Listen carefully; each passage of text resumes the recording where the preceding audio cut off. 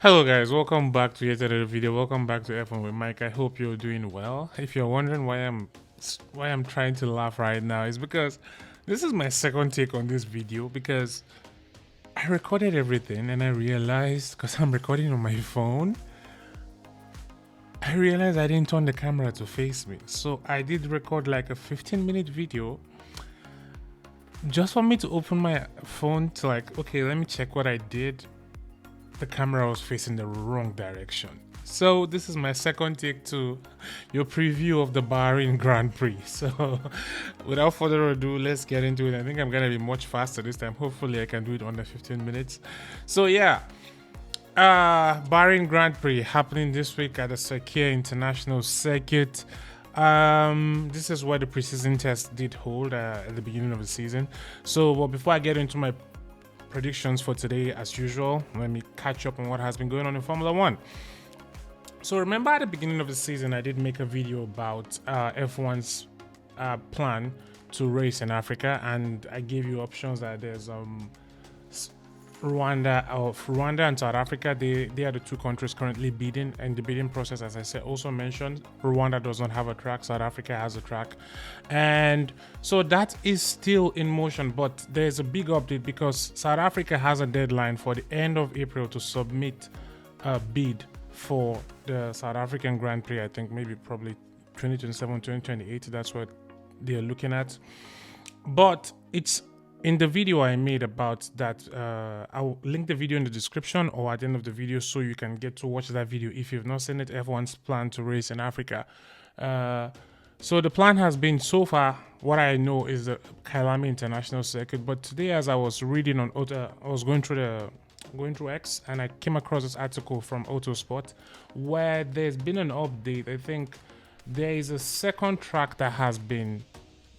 It's gonna be a second track that has been placed on the table. So it's gonna be either this one or the Kyalami International Circuit. Of course, Kyalami International Circuit has held all the races that have happened in South Africa up until 1993. I think 1993 was the last time, almost 32 years ago.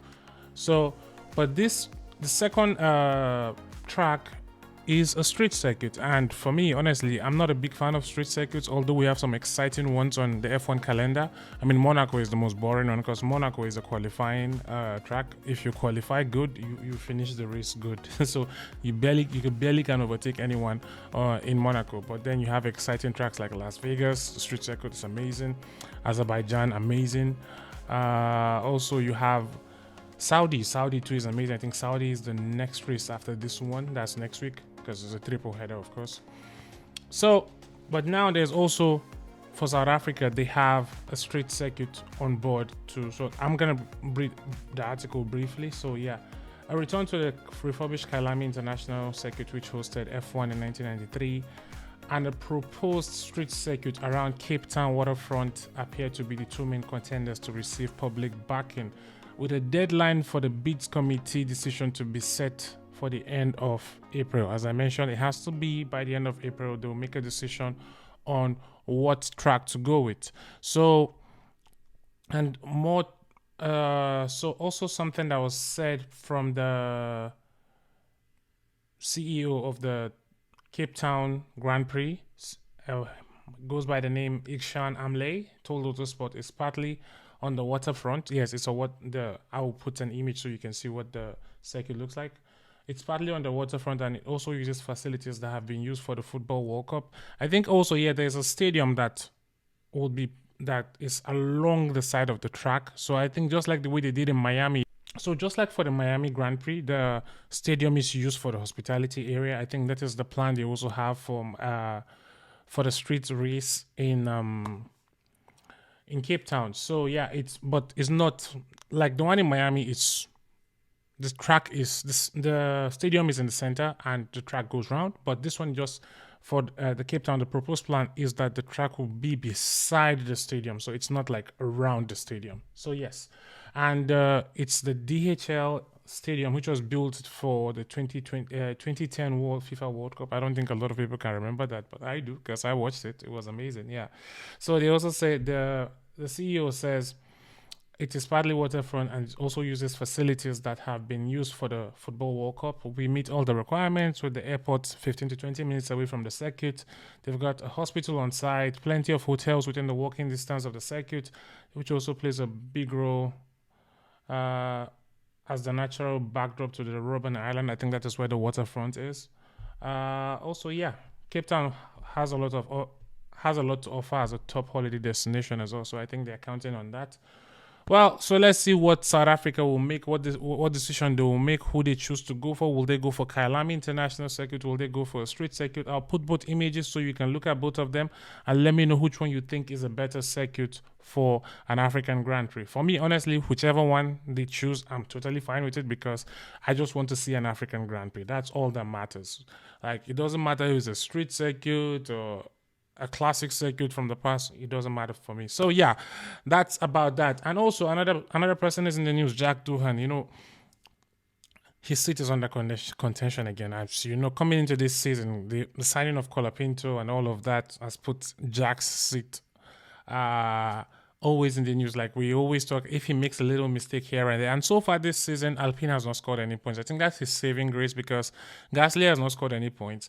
He has not scored any points. So there's no reference to the performance of the Alpine. So there's nothing they can do to like say, okay, hey, Jack is not performing well. We're going to drop in and put in Colapinto. So, but Jack had a massive crash in Japan, right? So, as you know, he came in FP2 because he didn't have an FP1 session. The FP2 opened his DRS, he didn't close it on time, going down into turn 2 very fast, and the car spawn had a massive crash. And he missed the rest of FP2. I think he was available for FP3 and qualifying. In qualifying, he never got out of Q1. And the race, as you know, there was no progress. I think he finished 18th or 19th, thereabouts. So, but one thing that caught the eye was Jack Doohan was not able to get out of his car at the end of the race. So Esteban Ocon, I think, was one of the people that and some engineer that came helped him out of the car. So he was struggling to come out, and that makes me wonder if Jack Doohan injured himself in the massive crash, and maybe he just pushed through.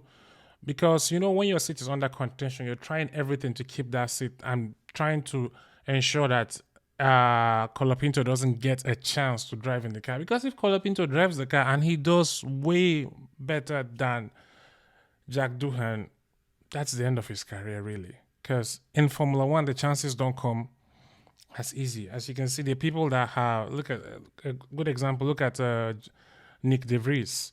There's this guy that was an Alfa Romeo, an Italian guy. I don't even remember his name right now, but you can see this. If you don't take your chance, well, you might not have that second chance, you know. And look at also someone like Felipe Drugovich, who was a former F2 champion and has been at Aston Martin for a long time as their second driver. Sorry, as their reserve driver.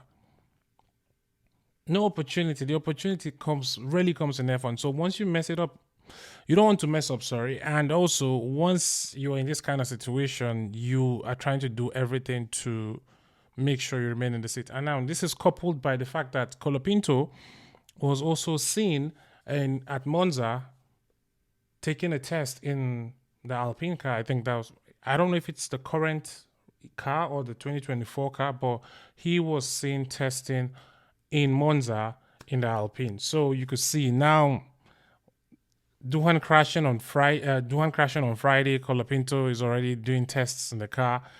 These are the kind of things that you keep hearing in the news, and before you know it, Jack Doohan might be out of the car. But that's not for certain right now. But let's wait and see what happens. So yeah, now let's get into the main prediction for today. So as I mentioned at the beginning of this video, Bahrain International Circuit. Normally, this is the first race of the season, at least for the past 4 years: 2021, 2022, 2023. 2024, first race of the season was the Bahrain International Circuit.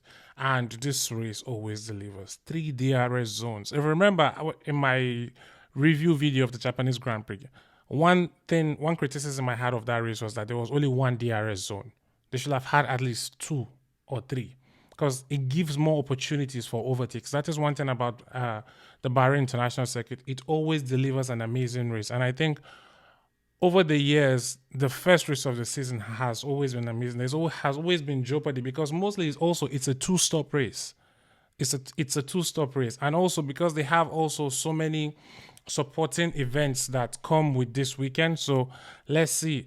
It will be an amazing track. I don't think the track is resurfaced, but let's wait and see. Fingers crossed. If it's not resurfaced, it's amazing because that's when you get the real performance of these cars. So let's see. 3 DRS zones, and also during preseason testing, McLaren actually looked very good around here. But then now, because of the change in regulation that they've the FIA has clamped down on the mini DRS trick that some teams have been using. Nobody has said it's McLaren indirectly or indirectly, but they were the first persons they were the first team to for everyone to have noticed that particular thing on their car, the mini DRS. So let's see what performance drop it might cost for them, because during the preseason testing they were like almost 3/10 a lap faster than any other team on race runs. So if that performance is not there, what could the actual performance of the McLaren be in Bahrain at this time? The Mercedes also looked good there because I remember Russell was one of the guys topping the timesheets during preseason testing. Also the Williams, Carlos Sainz especially, he was one person always putting fast lap times there. So let's see what will happen in the 5.4 kilometer Bahrain Grand Prix. 5.4 kilometer racetrack. That's it. So without further ado, let's get into our pole position. Pole position, I'm gonna have to still go with the McLaren boys. I also made the prediction for Lando last week, but Max Verstappen had to do the outstanding and produce one of the best qualifying laps we've seen recently. So I don't think he'll be able to do it this time because it's the way this circuit is. It's a bit different. Yeah. So, but if there's anyone that can cause an upset for pole position, it's Max Verstappen. I can also see George Russell being in the picture, but I don't think he's gonna get pole. So for pole, it's gonna be one of the McLaren boys, and I'm gonna have to stick with Lando because so far over one lap, the pace has only been on Lando's side. I have not seen that from what's his name, Oscar Piastri. Oscar Piastri is good, but I can't see him beating Lando to pole, because when it comes to pulling out that, don't get me wrong, Lando makes a lot of mistakes, right? But when it comes to bringing out that one lap at the end of qualifying, that just to put it on pole, Lando has always been ahead of Oscar, maybe by a few tenths. Not a few tenths, sorry.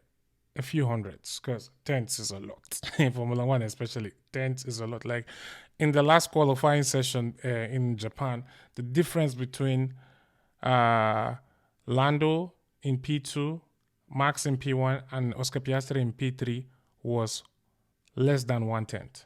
So you can see it's very close. The gap between these drivers are very close. So yeah, but for pole position, I'm gonna still sticking with the McLaren, going with Lando Norris. For the race predictions, I'm gonna have to go for the race win. Let me go with P3 first. In P3, I'm gonna go with Lando. Yes, I'm sticking with Lando Norris for P3. This is because I think over the last two races, in fact, even from the beginning, from Australia, in the rain, when it was drying up a bit, we could see that Oscar had the pace to put Lando under pressure. But the reason I think that he wasn't allowed to overtake Lando because of team instruction. They didn't let him overtake Lando, because I think they were about to clear some back markers. And so I think that kind of also spoiled the rhythm of his race. And after that, he started making mistakes. And we all know he finished P9 later because of a mistake.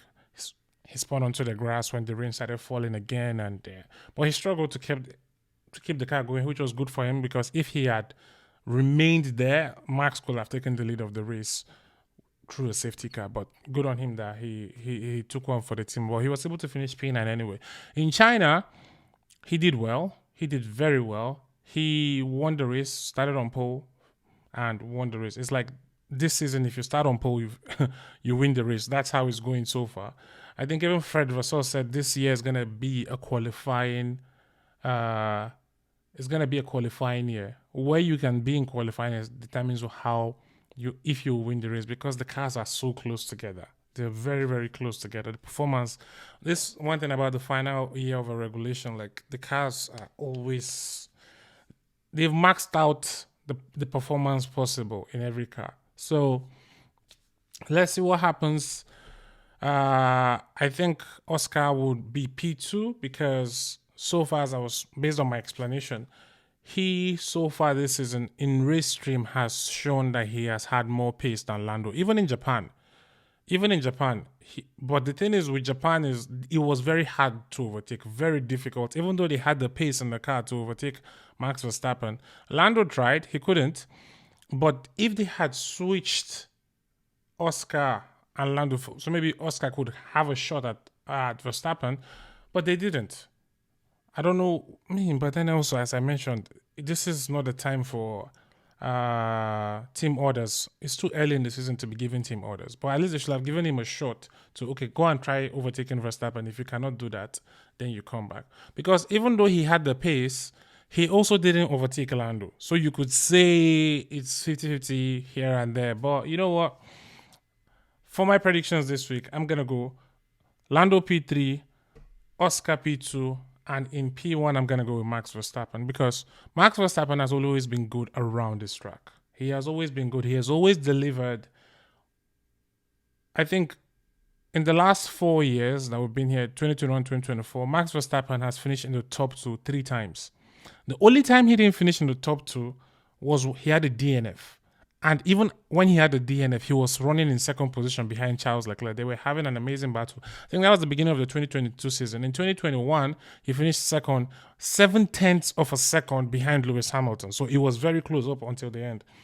2022, he had a DNF. 2023, 2024, he won the race. I think by the 2023, he won by 11 seconds. 2022, he won by 22 seconds. So, but you could say that is also down to the performance of the Red Bull. Right now, the Red Bull is not the fastest car in Formula One, but I can see Max, given they have what's his name, Yuki Tsunoda now. Yuki Tsunoda is looking capable in the second Red Bull seat, so they could use him in a way to gain advantage. You know, like strategy wise, to position to help Max Verstappen to maybe get some points or get ahead of the McLaren in the race. But let's see how it goes. Let's see if Yuki, because Yuki and Liam, you could say they're still getting used to their new cars. Let's see what performance they would show this week. For my flop, I am going with Aston Martin. So far this season, Aston Martin, I don't think they've been looking so good, and I don't think they would look good again this weekend, given the kind of performance they've shown so far this season. I think the first 2 races of the season, if you look, Stroll finished in the points, but Australia was because there was chaos. The rain changed everything. The safety cars, I think we had like 3 safety cars, 3 or 4 safety cars during the race. So that threw everything around. Even Ferrari, you could say, in fact, Racing Bulls had the same issue because of a lot of safety cars pitting at the wrong time, made them lose positions and all of that. So that didn't, like Australia, you wouldn't say that it's the performance of the car that put Lance Stroll in that position, but kudos to him to even be in the race to finish in that position. You know, we don't give him enough credit for that. And also in China, it was a strategy. He just went along on the medium tires. I think he went along on the medium tires, then switched to hards, and then finished the race. I think he finished P9 or P10 after the disqualification of Lewis and Charles. So you could see. And then in Japan, Stroll had an abysmal weekend. Started P20, finished P20. Alonso didn't finish the first and second race. Crashed in Australia. In China, he had the DNF because his brakes caught fire. In Japan, he finished P11, but I think that's the best they could do from the Aston Martin. And when you're bringing it to Bahrain now, on this circuit where there's a lot of overtaking possible, I don't see how the Aston Martin performs better than the V-Carb or the Williams. Those 2 cars are clearly faster than the Aston Martin at the moment. So Aston Martin flop of the week. And my crazy prediction for this week is that Carlos Sainz to finish above Alex Albon for the first time this season. Because during preseason testing, Carlos Sainz shows that he has great pace around this circuit. I think he was setting some of the fastest. I think he actually set the fastest lap time during preseason testing. Yeah, he was the one on this circuit. He set the fastest lap time. So maybe this track will be more to his strengths. But you know what? Alex Albon has showed so far this season that he is a great driver. You know, before people were always like maybe doubting, oh, is it because in the Williams maybe he doesn't have good teammates? Listen, Alex Albon is wiping the floor with Carlos Sainz. Alex Albon has been in Q3 3 times in all the races so far this season. He has finished in the points in all the races so far this season. Williams have 19 Constructors' Championship points. 18 of those points have come from Alex Albon. The one other point that Carlos Sainz got was because of the disqualification of the Ferraris at China. So he has not finished a race in the points so far this season. So by crazy prediction, Carlos Sainz finished in the points. In fact, he finished in the points ahead of Alex Albon. So yeah, that is my prediction video for the Bahrain Grand Prix. Let me know what you think in the comment section. What are your predictions? What do you think about the proposal for the Kyalami International Circuit, or would you prefer a street race in South Africa? Thank you so much if you're still watching, and don't forget to like and subscribe, share with your friends, and I'll see you in the next one. Peace out.